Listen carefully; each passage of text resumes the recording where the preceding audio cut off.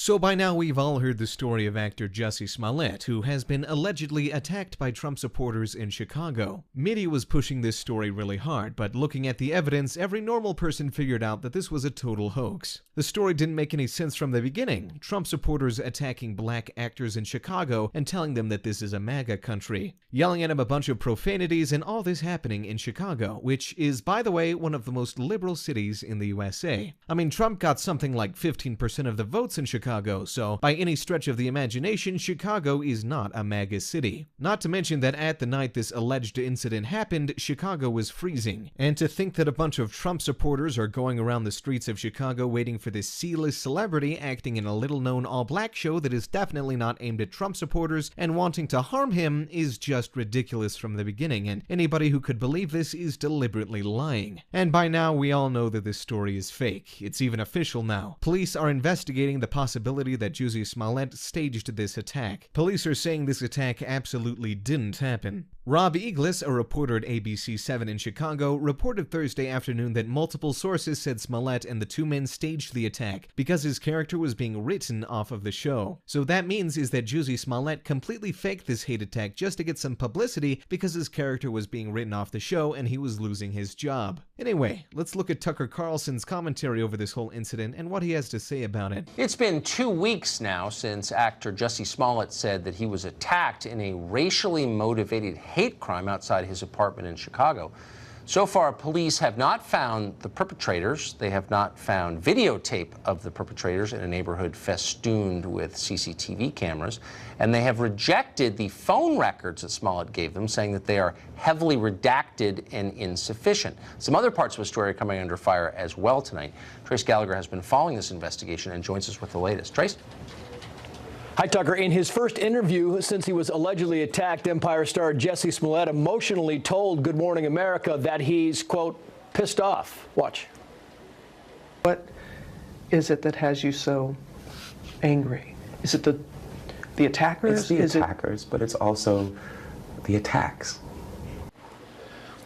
Meaning those who are now skeptical of his story. Smollett claims that 2 weeks ago he went to a 24-hour Subway sandwich shop near downtown Chicago, and on the way home, two men shouting racist and homophobic slurs beat him up, poured bleach on him, tied a string noose around his neck, and yelled, "This is MAGA country." Chicago police have said his story is credible, but so far have been unable to find any supporting evidence. They do have surveillance video showing Smollett before and after the alleged attack, but nothing of the attack itself, and no video of any suspects. Smollett claims during the attack he was on the phone with his manager, but when he finally turned over his phone records, Chicago police rejected them because they were heavily redacted.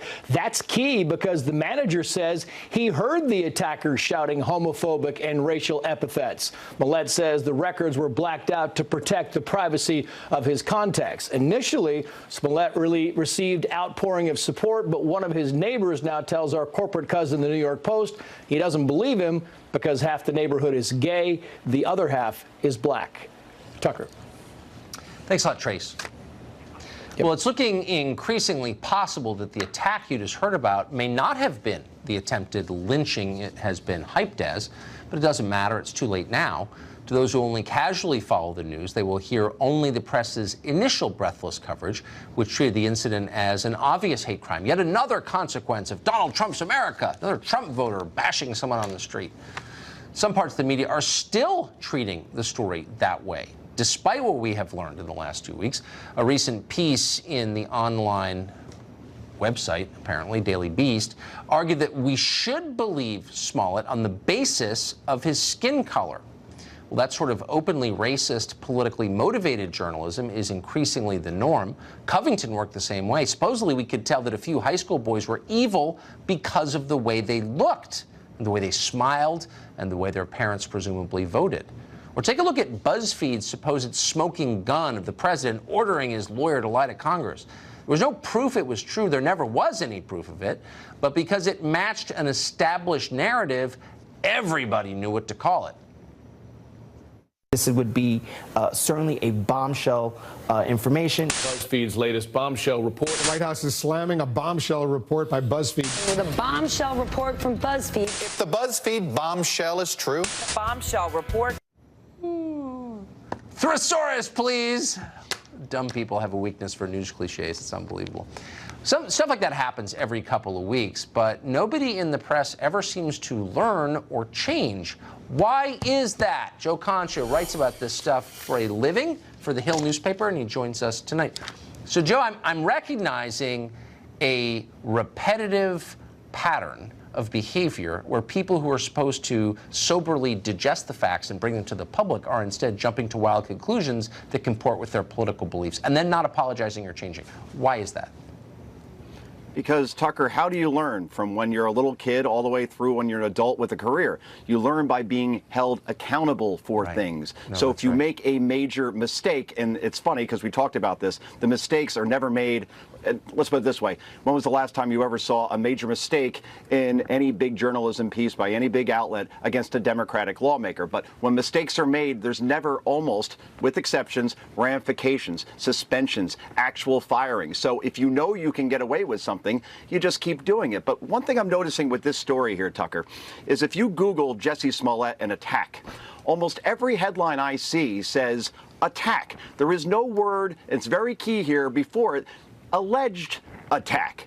When you take alleged out, it becomes fact, like Pearl Harbor was attacked. When you take alleged out, suddenly it becomes absolute truth. So in this case, let's put it this way. If I'm a journalist, I remove the noise here. I remove the fact that Smollett's a celebrity. I remove the fact that he's anti-Trump. Big, that's not a big surprise. I remove the fact that these were pro-Trump alleged attackers that went after him. And I want to find evidence to support the claim. How do you find the evidence? Smollett said he was on the phone during the attack with his manager. All right, so man says he was attacked by two men, right?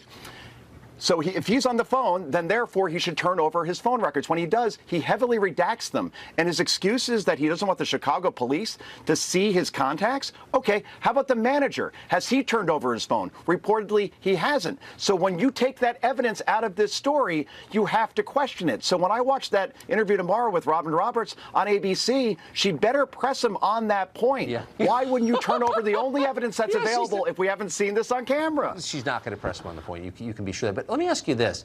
So I almost feel, it looks to me like maybe this guy got over his skis, made up the story. We've seen this a lot. Maybe it's real. I don't know. But I do know that two sitting U.S. senators, Harris and Booker, both immediately issued statements calling this a lynching.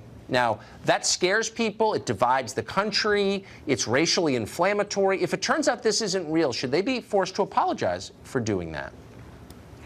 And the only way they'll apologize, Tucker, is if the press presses them on that. You made this comment. You read back the comment. Now we've learned, and again, we don't know, but let's say we do learn, what do you have to say now? You know that's not going to happen. And look, it's that theme that we talked about over and over again. All Trump stories, not all, almost all, come from a foundation of guilty. Whether that's, yes, Trump must have collusion with the Russians, therefore he's guilty. The Covington kids must have attacked the Native American, therefore he's guilty. When you come from that foundation, of course these are the conclusions that are going to be drawn, Tucker. That's exactly right. We've known this for generations. Any good editor makes certain that his reporters are honest enough not to act like this, but nobody cares anymore. No one's honest. Joe Concha, thank you. Great to see you. Good to see you. Intimate knowledge of the Jussie Smollett investigation tells CBS 2 investigator Brad Edwards the attack on Smollett was potentially orchestrated by the actor himself and involved two other men. Chicago police calling those reports unconfirmed. We've also learned the persons of interest worked on the actor's show. Only CBS 2 got a look at evidence obtained during a police raid. You can see investigators removed an Empire script, in fact. Our night team's Charlie DeMar broke the story at 6, and he's got even more exclusive details tonight. Charlie. Rob, good evening. And we are being told that those two brothers who are currently in police custody left for Nigeria the same day of that alleged attack. They returned last night only to be detained at O'Hare Customs. Today we spoke exclusively with the attorney for those two men. She tells me that after talking with Chicago police detectives that her two clients, those two brothers, could be charged as soon as tomorrow. The front door busted off its frame, belongings thrown across the living room. Take a walk upstairs, bedroom doors damaged, and clothes tossed everywhere. It's the family home of two brothers now in police custody.